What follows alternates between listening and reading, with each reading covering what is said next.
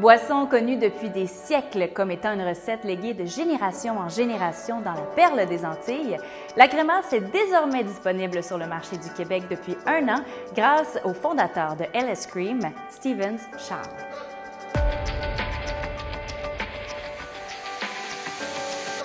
Stevens, pour commencer, je me dois de te le demander et qu'on explique à tout le monde que représente le LS de LS Cream. Donc, le LS, c'est mes initiales mélangées avec l'initiale de ma grand-mère. OK. Donc, j'ai décidé de garder le nom de ma grand-mère secret, mais le S, on sait tous qu'est-ce que ça veut dire. C'est moi. Et ça reste familial parce qu'au départ, c'était une recette familiale que tu as décidé de commercialiser. Comment ça s'est passé? Tu sais, toi, tu as grandi avec ça depuis l'âge de 14 ans. Bon, ben, c'était même pas légal que tu boives encore. Comment ça s'est passé de se dire, ben, moi, je bois ça dans ma famille, mais je vais le vendre? Bien, c'est ça. En fait, un peu comme tu as mentionné, j'ai eu cette idée-là depuis très, très longtemps, mais quand tu es jeune, puis tu sais, c'est comme, tu sais, tu penses pas que ça va devenir quelque chose de potentiellement quelque chose de sérieux. Mais oui, quand j'étais plus jeune, je regardais ma mère, mes tantes, ma grand-mère faire ça. Et puis, je m'étais toujours dit, pourquoi ils vont pas l'acheter au magasin, tu sais? Mm-hmm. Puis, en décembre 2011, j'ai vu mon beau-frère donner une bouteille de crémasse à quelqu'un. Puis, qu'est-ce qu'il y avait de spécial avec cette bouteille-là? C'est que elle était uniforme. Donc, la personne avait essayé de créer un brand, dans le fond, tu sais. Le problème, c'est que le liquide à l'intérieur était quand même fait à la maison. Ouais. Donc, il manquait comme une étape. Puis moi, j'ai commencé à me renseigner sur ça, puis c'est vraiment là que j'ai eu l'idée. Puis je me suis dit, tu sais quoi, on a un rhum en Haïti, on a une bière aussi qui est très bien cotée aussi. Bien, j'ai dit, ben, tu sais quoi, je pense que ça serait le temps que le crémasse y ait quelque chose. Puis j'ai dit, tu sais quoi, je pense que je vais le faire. T'sais.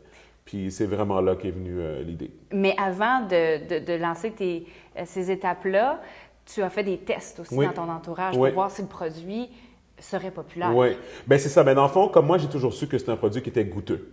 À même la communauté haïtienne. Mais à un moment donné, tu peux dire que c'est peut-être biaisé au niveau du fait que c'est culturel, puis c'est une tradition, puis des choses comme ça. Donc, un des premiers tests que j'ai fait, c'est que j'ai été chez un de mes amis. Il célébrait son anniversaire.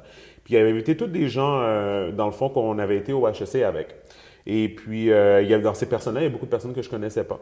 Et en fait, j'étais le seul haïtien qui était là-bas. Puis j'ai pris une bouteille de crémasse que ma tante, elle avait faite, maison.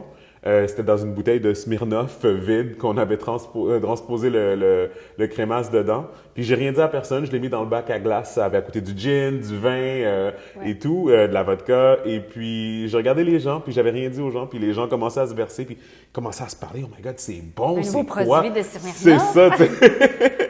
Les gens comprenaient pas. Donc finalement, je leur ai expliqué c'était quoi. Puis je leur ai demandé leurs commentaires. Puis ils ont adoré le goût. Les seules choses qui étaient ressorties, c'était la texture, parce que le crémasse, de manière traditionnelle, c'est quelque chose de très, très, très épais. Et puis aussi, il y avait comme vu qu'il y a beaucoup de sucre, il y a beaucoup d'épices dedans, de la noix de coco. Fait que souvent, quand tu finis de boire ton verre de crémasse, tu vas voir autour d'un verre, si le verre est transparent, tu vas voir comme des petits résidus autour. Okay. C'est juste du sucre qui est resté et tout, mais ça reste qu'à la fin, c'est pas attrayant. Pour quelqu'un, je viens de boire ça, tu comprends, tu sais. Donc, c'était les seuls commentaires qu'ils avaient faits. Donc, je savais que dans mon aventure, ben, il fallait que je règle ces problèmes-là. Puis c'est quelque chose que j'ai fait. Et là, ben, on est au Québec, on est dans un marché très réglementé pour la boisson. Quand on veut être distribué par la SAQ, comment ça fonctionne? Comment ça s'est passé pour toi aussi, le processus? OK. Le processus au Québec il est très complexe pour la seule et unique raison qu'il n'y a pas vraiment une manière directe de communiquer avec la SAQ. Donc, ça veut dire que même si tu as une bonne idée, il faut que tu te fasses, il faut que tu aies une réputation avant même que les autres ils viennent communiquer avec toi. Okay. Donc, à travers mes recherches, j'ai réussi à communiquer avec quelqu'un à la SAQ qui m'a expliqué que une des premières choses qu'il fallait que je fasse, c'était avoir des ventes à l'extérieur. Donc aux États-Unis. Pour moi, c'était les États-Unis. C'était là que j'avais déjà une emprise, ben pas une emprise, mais j'avais déjà une idée de comment je pourrais commercialiser LS Cream là-bas, puisqu'il y a une forte communauté haïtienne là-bas. Parce qu'il ne faut pas oublier qu'en arrière de tout ça, mon raisonnement par rapport à faire le LS Cream, dans le fond, qui est inspiré du crémasse, ben c'était de moi, je suis un Haïtien, j'adore le crémasse, mais si je le veux, je suis obligé de demander à ma mère de le faire pour moi. Ouais. Donc, il n'y avait aucune manière d'aller se le procurer. Puis je sais que c'est un problème qui est très récurrent dans la communauté, surtout pour les jeunes de la nouvelle génération d'Haïtiens. Donc, je m'étais dit que si je mettais dans un magasin, admettons à New York ou à Miami, où il y a une forte communauté haïtienne, bien, il y allait avoir des ventes. Ouais. Fait que c'est un pari qui a payé. Puis après ça, par la suite, là, c'est eux qui t'ont approché. Tu as eu une espèce de reconnaissance du milieu. C'est ça. Dans le fond, qu'est-ce qui est arrivé, c'est que j'ai eu un article dans la presse. Cet article-là, il a fait pas mal de bruit. Et puis, c'était en mars 2015. Puis en juin 2015, j'ai reçu ma première commande de la SAQ.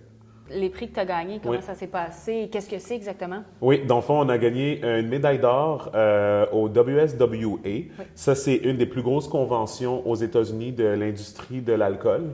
Donc, toutes les personnes qui sont là, c'est les distributeurs de tous les États qui viennent, les gros producteurs. Donc, il y a des conférences. Donc, tu sais, c'est vraiment comme, tu sais, c'est comme un peu comme un genre de séminaire un peu, mais cette année-là, moi, j'avais un kiosque. À Las Vegas, au Caesars Palace. Et puis, qu'est-ce qui se passe? C'est que tu mets ton produit dans une compétition. Oui. Puis, un matin, il passe, puis tu arrives à ton kiosque, puis il y a une médaille d'or sur ton kiosque. Ah. Tu comprends? Fait que là, ça veut dire que tu as été sélectionné là, pour avoir la cote médaille d'or, là, dans le fond, pour la catégorie des crèmes. Fait que là, c'est comme... Fait que moi, j'étais encore dans ma chambre en train de me préparer. Je recevais des textes des gens de l'industrie qui me connaissent, puis qui disaient comme « Steven, tu t'as gagné la médaille d'or. » Je suis comme...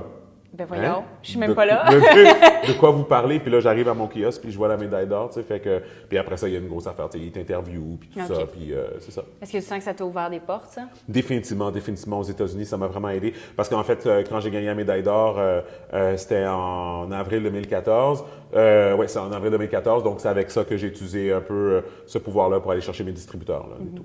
Et tu vas nous en parler plus en profondeur pour donner le goût de s'en procurer bientôt. Merci beaucoup.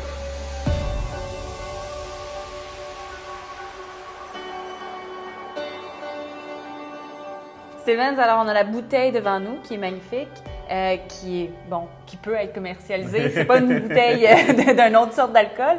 Qu'est-ce qu'il y a là-dedans? À quoi ça goûte? Si on peut faire des comparaisons aussi.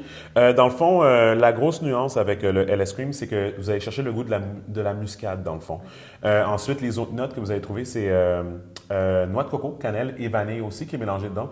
Ça donne un peu plus un goût de chai, dans le fond. C'est vraiment ça qu'on va chercher. En fait, quand la formule aux États-Unis a été patente dans ce sens-là, dans le sens que eux autres, ils ont établi ça comme un chai cream liquor, mais c'est sûr que c'est juste l'amalgame de la façon que les ingrédients sont distribués dans la boisson qui donne ça. Bien sûr, c'est l'alcool pur aussi qu'il y a dedans, donc c'est pas un rhum, c'est pas une vodka, c'est pas un whisky. La base de l'alcool, c'est un alcool pur, donc un alcool à 94 %. En créole, on appelle ça le clairin. Donc, pour les gens qui veulent savoir c'est quoi que ça goûte ou à quoi ça ressemble, vous pouvez aller à la SAQ prendre une bouteille d'alcool 94 %. Ça devrait pas être très agréable. Essayez de boire ça, vous donnez des nouvelles. Mais non, mais c'est ça, mais oui. Mais là, il y a combien d'alcool, le pourcentage? 17 après, c'est ça. Donc, après. ça s'apparente. Exactement. À ce qu'on retrouve en SAQ. Exactement. Mais comment on fait pour se différencier? Est-ce que c'est difficile, justement, parce qu'il y a beaucoup de promotions qui passent par la vente des vendeurs à la SAQ. Oui. Comment on fait pour contrôler ça? Si tu me demandes comment je me différencie au niveau de la tablette, dans le fond, pour moi, qu'est-ce qui est simple, c'est le look de la bouteille. Tu comprends déjà à la base. Parce que les crèmes, d'habitude, leurs bouteilles sont très traditionnellement, tu sais, comme un peu bulky, un peu, tu sais, comme farfelu et tout. Mais moi, je voulais vraiment avoir une bouteille que comme quelqu'un allait le prendre puis ils allaient être fiers. Là. C'est-à-dire à la fois pour un homme et une femme. Tu sais, il y a une connotation qui dit que souvent que les crèmes, c'est fait justement pour les femmes et tout. Mais pourtant, je connaissais beaucoup de gars qui aimaient les crèmes. Donc, je m'étais dit, tu sais quoi, je vais faire une bouteille aussi pour eux. Tu sais, donc, un peu appealing pour tout le monde et tout. Donc, c'est ça que je pense que j'ai réussi en dessinant la bouteille comme ça. Oui, c'est chic, c'est classique. Comment on le boit? On peut le boire comme ça, sur glace? Oui, dans le fond, on peut la réfrigérer, la boire sur glace. On peut la mettre aussi dans le café. OK. On peut l'allonger aussi avec de la vodka, avec du rhum. Aux États-Unis, je fais beaucoup de mélanges avec du cognac et de la tequila aussi. OK. Donc, c'est pas mal les choses qu'on peut faire avec Donc, le on peut faire des drinks parce que c'est pas toutes les crèmes qu'on peut mélanger. Définitivement pas. Le ice cream, c'est un produit qui est très naturel, qui est sans gluten. C'est bon à savoir. Oui, c'est sans gluten. C'est un produit qui est cachère aussi. Il est très facile à mélanger. Ça, tous les mixologues qu'on a rencontrés nous le disent. C'est pour laquelle qu'on est dans quand même beaucoup de bars aussi à travers Montréal, puis Québec aussi. Donc, les gens, ils aiment ça travailler avec le produit. C'est quelque chose qui est très raffiné, qui est très ressorti. Donc, définitivement, ça nous donne une touche de plus dans la catégorie des crèmes dans les bars. En termes de production et de distribution, comment ça se passe de ce côté-là? Ça se Autant passe, au Québec qu'aux États-Unis? Dans le fond, ça se passe très bien. Là, présentement, on est aux États-Unis. On est dans l'État de New York, l'État de la Floride, New Jersey, puis la Californie. Là, présentement, nos prochaines étapes, c'est d'augmenter le nombre de magasins dans lesquels on est dans ces États-là. Puis, bien sûr, on est au Québec à la SAQ. On a notre maire sur la LCBO en Ontario aussi. Puis, c'est sûr qu'à moyen terme, on va aller en Europe puis essayer de toucher l'Asie aussi. C'est vraiment ça, tes objectifs. Oui, exactement. Pour faire grossir définitivement. L'entreprise. Bien, merci beaucoup. Écoute, petites informations, les gens peuvent se le procurer à la SAQ. Oui. Ton site web? creamls.com, donc cream avec les initiales ls.com. Vous pouvez nous suivre sur Facebook, Instagram aussi, on est très actifs sur ça aussi. Donc, c'est ça. Merci, Steven. Merci.